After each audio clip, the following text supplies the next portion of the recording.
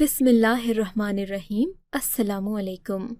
اپنی نوکری سے واپسی پر میں گھر آ رہا تھا، تبھی میں نے دیکھا کہ ہمارے گھر کے پاس والے گھر سے چیخوں کی آواز آ رہی تھی۔ یہ سن کر میں ڈر گیا۔ میں نے سوچا خدا جانے کوئی مصیبت میں ہو۔ میں فوراً ہی اس گھر کی جانب بڑھا، دروازے پر زور زور سے دستک دینے لگا۔ تقریباً 5-10 سیکنڈ بعد کسی نے دروازہ کھولا۔ میں نے دیکھا تو وہ ایک خوبصورت لڑکی تھی۔ اسے دیکھ کر میں تو جیسے دیکھتا ہی رہ گیا تھا، پر یہ وقت ان باتوں کا نہیں تھا۔ میں نے پوچھا کیا بات ہے، کیا آپ کے گھر میں کوئی مسئلہ ہے؟ لڑکی پھولی ہوئی سانس کے ساتھ بولی، جی ہاں، بہت بڑا مسئلہ ہو گیا ہے۔ میرے ابا کو فالج کا اٹیک ہوا ہے۔ آپ ایسا کریں، ایمبولینس بلا لیں یا کوئی بھی گاڑی، ابا کو فوراً طور پر ہسپتال لے کر جانا ہے۔ میں اس لڑکی کی بات سن کر ہوش کی دنیا میں واپس آ گیا اور چوک کی طرف بھاگا جہاں اکثر ہی ٹیکسی وغیرہ کھڑی رہتی تھی۔ میں نے فوراً جا کے ایک ٹیکسی کو روکا اور اس لڑکی کے گھر تک لے کر آیا۔ آج سے پہلے میں ان لوگوں کو جانتا نہیں تھا، پر آج ان کی اتنی مدد کرنے کا موقع ملا تو پتہ چلا کہ یہ ایک باپ بیٹی تھے جو کہ کافی عرصے سے یہاں رہ رہے تھے۔ میں نے اس بوڑھے آدمی کو گاڑی میں ڈالا۔ لڑکی اپنے باپ کے ساتھ گاڑی کی پچھلی سیٹ پر بیٹھ گئی۔ میں ڈرائیور کے ساتھ والی سیٹ پر بیٹھا اور یوں ہم لوگ تقریباً 10 منٹ میں ہسپتال پہنچ گئے تھے۔ یہ رات کا وقت تھا، اس لیے سڑکیں خالی تھیں۔ میں اکثر ہی نوکری سے لوٹتا تو رات کے 10 بج رہے ہوتے تھے۔ ہسپتال لے جانے پر ان لوگوں نے فوراً ہی اس بوڑھے آدمی کو ایمرجنسی میں داخل کر دیا اور لڑکی سے کہا کہ وہ اپنے باپ کی دوائیوں کا بندوبست کرے۔ میں تو ویسے اس بوڑھے آدمی کو یہاں پہنچا چکا تھا، اب میرا جانے کا حق تو بنتا ہی تھا، پر اپنے محلے کی جوان لڑکی کو اکیلے چھوڑ کر جانے کا دل بھی نہیں کر رہا تھا۔ میں نے سوچا اگر ہسپتال میں کوئی اونچ نیچ ہو گئی، اسے کسی چیز کی ضرورت ہوئی تو وہ کسے کہے گی۔ تبھی میں نے اسے کہا کہ تم دوائیوں کی پرچی مجھے دے دو، میں جا کر لے آتا ہوں۔ غرض یہ کہ میں پرچی لے کر نکل گیا، پر راستے میں جاتے ہوئے پورا راستہ میرے ذہن پر اسی دلربا کا نقش چھایا رہا۔ میں اسے یاد کر رہا تھا۔ وہ بہت ہی زیادہ خوبصورت تھی۔ اس کی آنکھیں ایسی تھیں جیسے زندگی میں اتنی خوبصورت آنکھ میں نے کبھی دیکھی ہی نہ ہو۔ وہ واقعی بے پناہ حسین تھی۔ میں جب تک دکان تک جاتا وہ میرے دل میں اتر چکی تھی۔ آنکھوں سے دل تک اس نے یہ سفر چند لمحوں میں ہی طے کر لیا تھا۔ میں واپس آیا تو میری دنیا بدل چکی تھی۔ اسے دیکھنے کا انداز بدل چکا تھا۔ اب میں اسے کسی اور نظر سے دیکھ رہا تھا۔ بے شک وہ بے پناہ خوبصورت تھی۔ شاید وہ بھی میری نظروں کو پہچان گئی۔ بولی کہ اب آپ چلے جائیں، آپ کو بھی کافی دیر ہو گئی ہوگی۔ میں نے کہا میں جب تک آپ کے ابا ٹھیک نہیں ہو جاتے میں یہیں پر رہوں گا، اور رات کو تو بالکل بھی نہیں۔ آپ میری امانت ہیں۔ میری باتیں سن کر وہ شرما سی گئی۔ شاید اس کو میری باتوں میں اپنے لیے پسندیدگی کا اظہار محسوس ہو چکا تھا۔ وہ جان گئی تھی کہ میں اسے اپنانا چاہتا ہوں۔ تبھی بولی کہ ٹھیک ہے، آپ کی بہت مہربانی، آپ نہ ہوتے تو میں کہاں جاتی۔ وہ رات بہت حسین تھی جب مجھے ایک اجنبی لڑکی کے اپنے قریب ہونے کا احساس تھا۔ اگرچہ وہ مجھ سے بہت دور بیٹھی تھی، پر وہ میرے خیالوں میں میرے بہت زیادہ قریب تھی اور میں اسے محسوس کر سکتا تھا۔ میں نے تو دل ہی دل میں سوچ لیا تھا کہ میں اسی لڑکی کو اپنی بیوی بناؤں گا، یہی تو ہے بیوی بننے کے قابل۔ پھر مجھے یاد آیا کہ میں نے محلے میں ان لوگوں کی کافی زیادہ شہرت سنی ہے۔ جب بھی کسی عورت نے اس لڑکی کی بات کی تو بڑے ہی عزت اور احترام سے کی، اور یہ کہہ کر کہ یہ لڑکی بہت باکردار ہے، اپنے باپ کے ساتھ رہتی ہے تو اس کی بہت خدمت کرتی ہے۔ اور اب جب کہ اس لڑکی کے باپ کو فالج ہو گیا تھا، تب بھی ظاہر ہے اس کی خدمت میں کوئی فرق تو نہیں آیا تھا، بلکہ وہ اور زیادہ فکر اور حفاظت اپنے باپ کی کرنے لگی تھی۔ میں اسے بیوی بنانے کے بارے میں سوچ رہا تھا کہ وہ میرے پاس آئی اور بولی، بھائی جان آپ اگر چلے ہی جائیں تو آپ کے لیے اچھا ہوگا، ورنہ صبح تک آپ کیسے یہاں انتظار کریں گے۔ وہ مجھے یہ باتیں کہتی ہوئی بہت اچھی لگی، سوائے اس بات کے کہ اس نے مجھے بھائی جان بولا تھا۔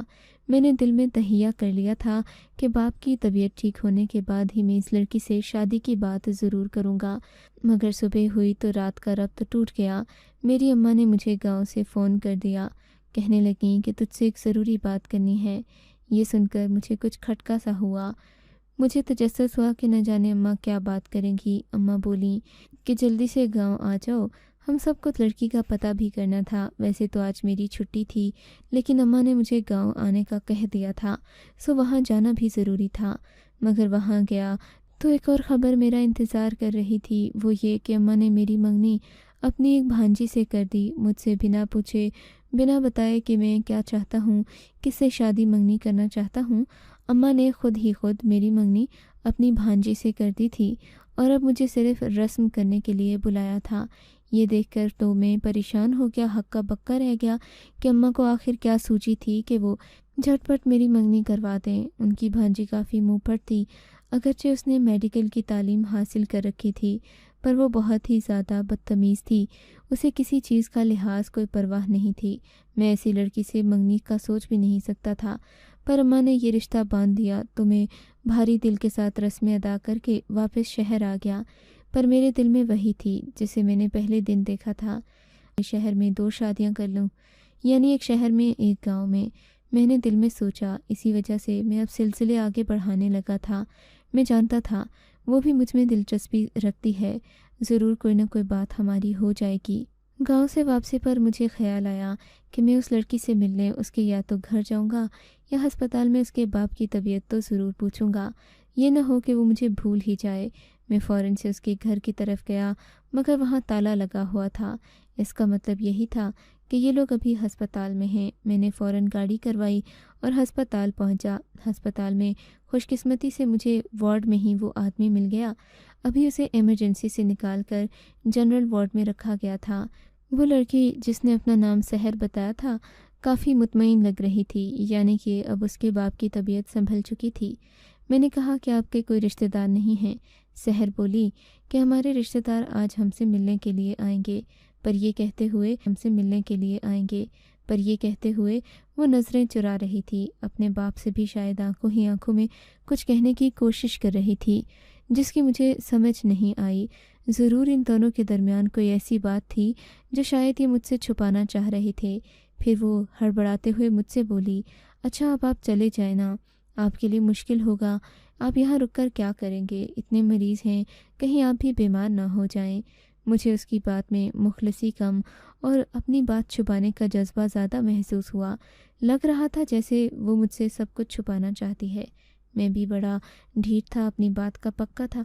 मैंने कहा कि मुझे कोई जल्दी नहीं है, मैं यहीं बैठ जाता हूँ।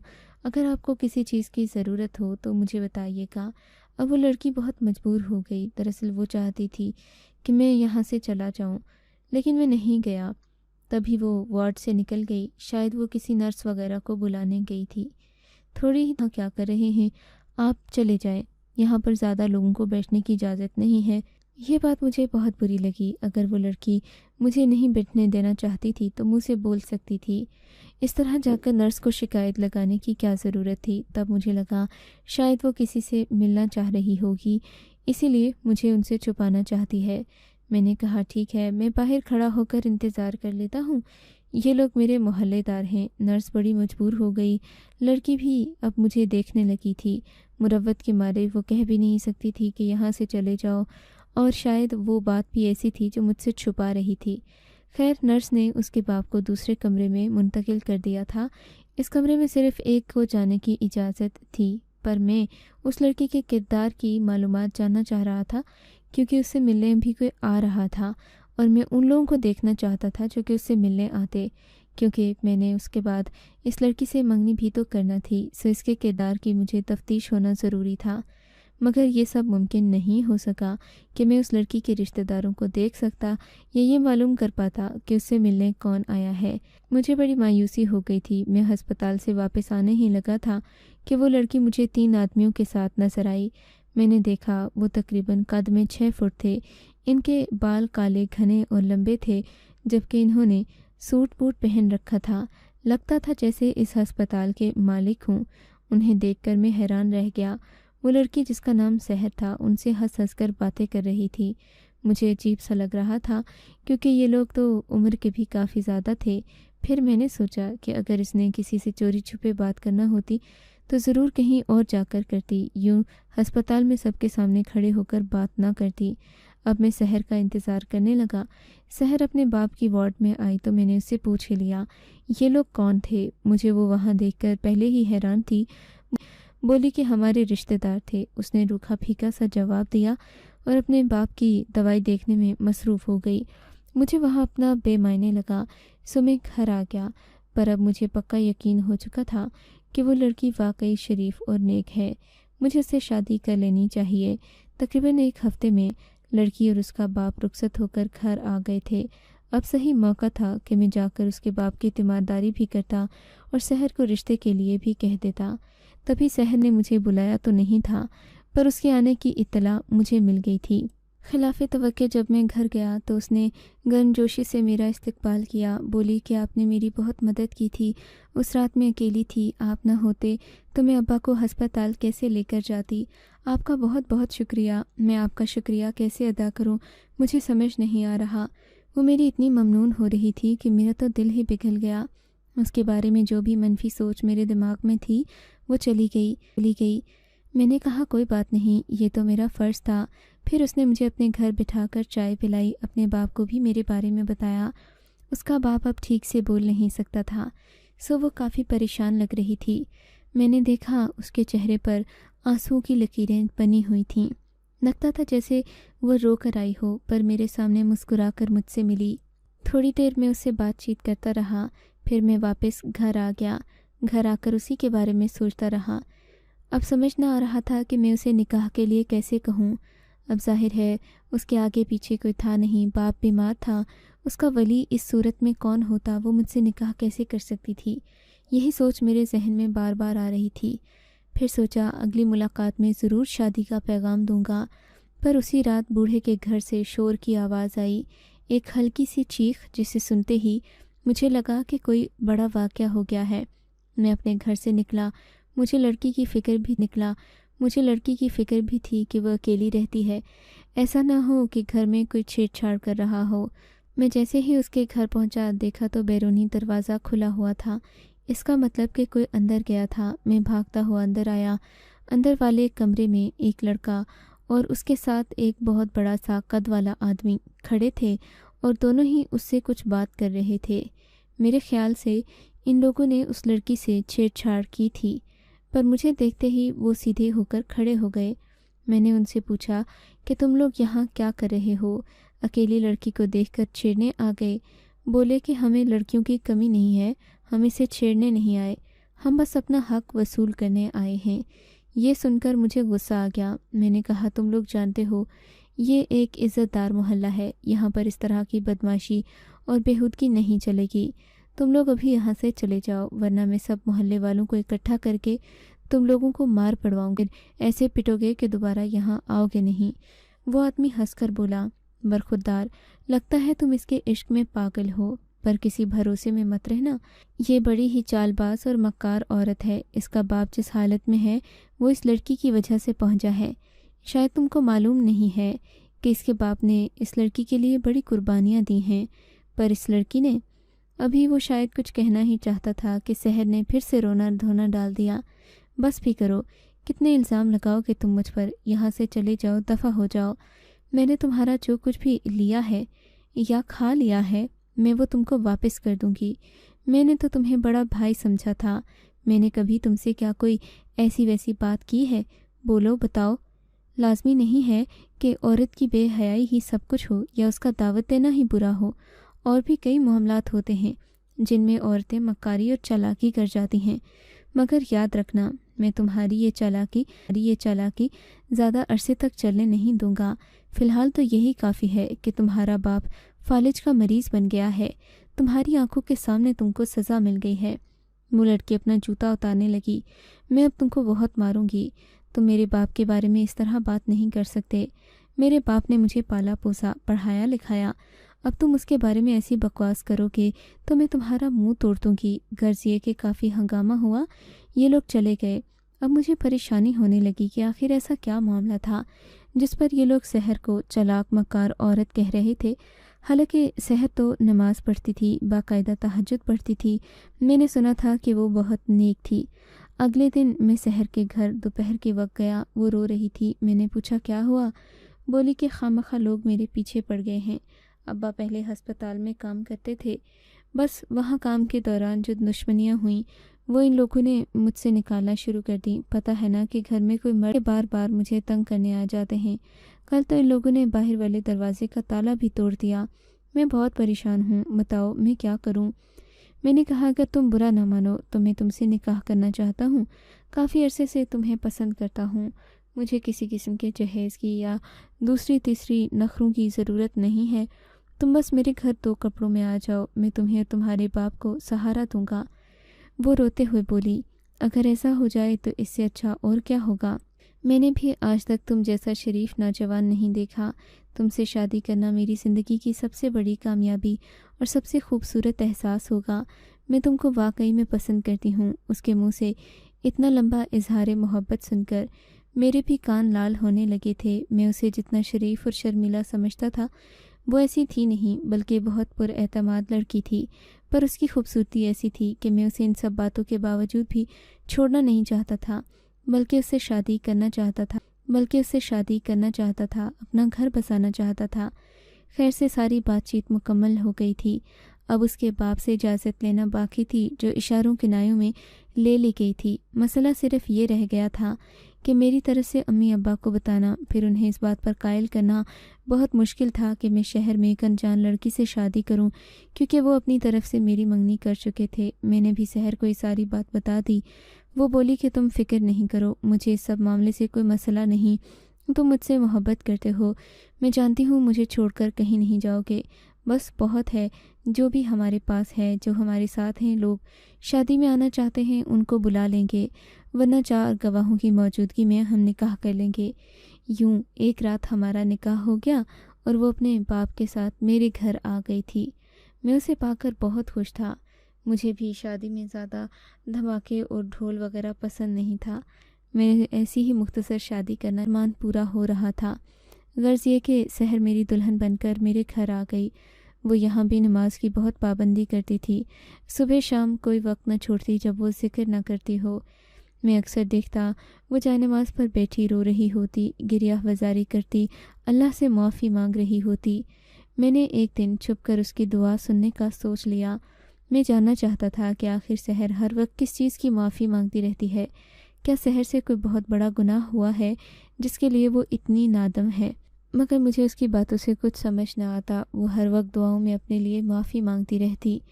میں اگر اس سے کہتا کہ کچھ کھاؤ گی تو وہ مجھ سے صرف پھل منگوا لیتی، کھاتی اور کہتی کہ میں گوشت نہیں کھاؤں گی، گوشت کھانے سے انسان وحشی بنتا ہے، اس کے دل میں دوسروں کے لیے جذبہ ہمدردی ختم ہو جاتا ہے۔ اس کے عجیب و غریب عقیدے تھے، لیکن میں اس کی پھر بھی ہر بات میں حمایت کرتا تھا۔ میں جانتا تھا وہ باپ کی بیماری کی وجہ سے بہت پریشان ہے، اسی لیے کچھ کر نہیں پا رہی۔ یوں دن گزرتے گئے۔ میں نے سحر کے ساتھ زندگی گزارنا شروع کر دی تھی، پر محلے کے سب لوگ ہی مجھ پر ہنستے تھے۔ میں کسی سے بھی پوچھتا نہیں تھا کہ وہ لوگ مجھ پر کیوں ہنستے ہیں۔ کبھی کوئی میری بیوی کی بات کرتا تو اس کے چہرے کے تاثرات عجیب ہوتے، تو کبھی لوگ سیدھا سیدھا اس کا مذاق اڑاتے۔ ایک دن میں نے ایک آدمی سے پوچھا تو بولا، تجھے اگر یقین نہیں ہے کہ تیری بیوی کیا کرتی ہے تو رات کو چھت پر جا کر دیکھ لینا۔ اس کی بات سن کر مجھے سخت حیرت ہوئی کہ آخر سحر رات کے وقت ایسا کیا کرتی ہے جس سے محلے والوں کو وہ بری لگتی ہے۔ چنانچہ اس رات میں سحر کا پیچھا کرتے ہوئے چھت پر گیا۔ یہ دیکھ کر مجھے واقعی میں حیرت ہوئی تھی کہ سحر اصل میں گھر کی چھت پر ہی گئی تھی، حالانکہ اس سے پہلے اس نے مجھے ایسا کچھ نہیں بتایا تھا۔ میں اس کا پیچھا کر رہا تھا بڑی خاموشی سے۔ میں نے دیکھا سحر نے ایک کپڑا ہٹایا، کپڑے کے نیچے سے ایک پیٹی نکالی، پھر پیٹی کو اپنے ہاتھ میں اٹھایا اور اسے رسی سے باندھ کر چھت سے نیچے پھینکنے لگی۔ یہ دیکھ کر مجھے بڑی حیرت ہوئی تھی کہ سحر ایسا کیوں کر رہی ہے۔ اس معاملے کو طول دینے کی بجائے میں نے اسے خود ہی وہیں پر پوچھ لیا۔ مجھے جاگتا اور اپنے پیچھے دیکھ کر وہ بہت حیران ہوئی، بولی تم سوئے نہیں؟ میں نے کہا باتیں مت گھماؤ، مجھے صاف بتاؤ تم کیا کر رہی ہو؟ بولی کہ میں کچھ غلط نہیں کر رہی، کچھ دوائیاں ہیں جو واپس کر رہی ہوں۔ واپس کر رہی ہو؟ مگر کیوں؟ میں نے حیرت سے پوچھا، کیا یہ تمہارے باپ کی دوائیاں ہیں؟ میں نے پریشانی سے پوچھا تھا کیونکہ یہ کافی بڑے بڑے ڈبے تھے جن میں دوائیں بھری ہوئی تھیں۔ بس مت پوچھو کہ یہ کیسی دوائیں ہیں۔ میرے ابا ہسپتال میں کام کرتے تھے۔ وہ رونے لگی और नीचे बैठ गई। अब्बा को लालच आ गया। मैंने भी उनसे कहा कि अब्बा, तुम अस्पताल से मुफ्त दवाइयाँ लेकर आओ, मैं उन्हें बेचूंगी, हर तरह का हम कारोबार करेंगे। ये तो बड़ा ही अच्छा कारोबार था। अब्बा दवाइयाँ लाने लगा और हमने घर में ढेर सारी दवाएं रख ली थीं जो हम अस्पताल से मुफ्त लाते और लोगों को पैसे के दामों बेचते थे। करते करते हम काफ़ी पैसा कमाने लगे, मगर अब हमें भी बात बात पर दवा खाने की आदत पड़ गई थी। एक दिन अब्बा दवाई की एक पेटी लाए। उसके अंदर एक दवा थी जिसके डब्बे पर बहुत सारे फल और कुछ आदमी की तस्वीरें बनी हुई थीं। हमें लगा ये ताकत की दवा है। अब्बा उस दिन थके हुए थे, मैंने उनको वो दवा पिला दी। बस उसके बाद से अब्बा की हालत ऐसी हो गई। बाद में पता चला वो तो कैंसर की दवा थी। अब्बा को गलत दवा खिलाने से फालिज हो गया।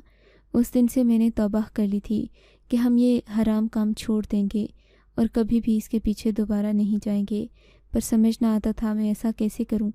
अस्पताल के एक बाएतमाद इंसान से मैंने बात की। उसने कहा, वैसे तो इस जुर्म की बहुत बड़ी सज़ा है, पर तुमने तौबा कर ली है तो तुम खुफिया तरीके से वो सब दवाइयाँ मुझे वापस कर दो। मैं उन्हें अस्पताल ले जाऊँगा और तुम अपने बाप का इलाज अस्पताल से करवा लेना। तुम इस तरह अगर खुद से दवाएं देती रहोगी तो एक दिन तुम्हारा बाप इस दुनिया से ही उठ जाएगा। बस उसी की बातों में मैंने अमल किया है और अब ये दवाएं मैं उसे वापस दे रही हूँ। ये सुनकर वो खामोश हो गई और मैं सोचने लगा कि वाकई ये गुनाह तो उन गुनाहों से भी बड़ा है जिसकी वजह से कोई मर्द एक औरत को छोड़ देता है। पर चूँकि इस तरह के जराइम से किसी मर्द की अना को तकलीफ़ नहीं पहुँचती, इसलिए हम इन गुनाहों को माफ़ कर देते हैं।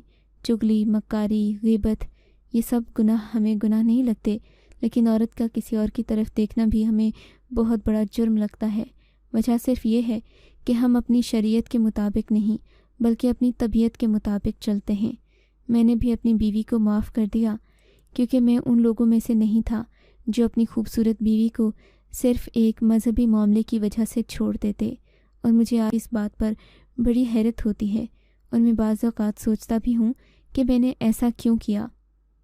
आपको अगर ये कहानी अच्छी लगी है तो इस वीडियो को लाइक कीजिए और इस तरह की मज़ीद कहानियाँ सुनने के लिए हमारे चैनल को ज़रूर सब्सक्राइब कीजिए। कहानी सुनने का शुक्रिया। आपसे मुलाकात होगी अगली वीडियो में। तब तक के लिए अल्लाह हाफ़िज़।